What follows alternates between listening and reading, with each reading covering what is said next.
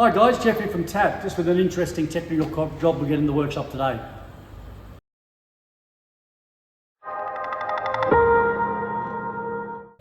This car was presented to us with engine light on, misfiring and losing coolant. Quite a bit of coolant is described by the customer. So we gave it a quick scan. It's a 2014 1.2 turbo petrol VW Caddy with the CBZA motor in it.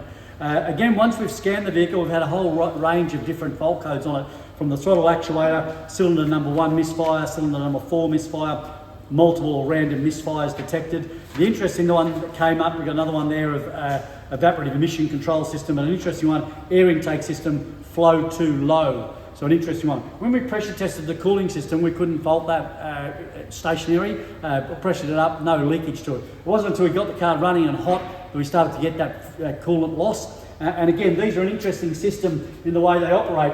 It actually has a water-cooled inlet manifold, or part of the inlet manifold. The intercooler is actually water cooled, so it's a separate system that has a separate radiator at the front.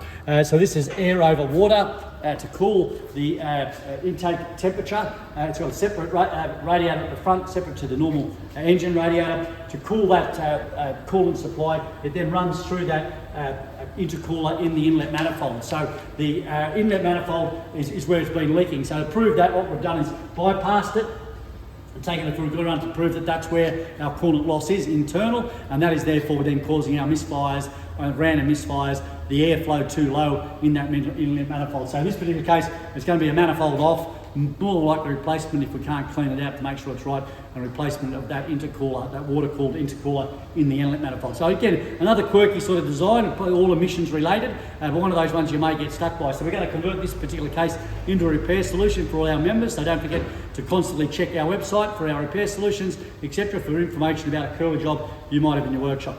See you next time.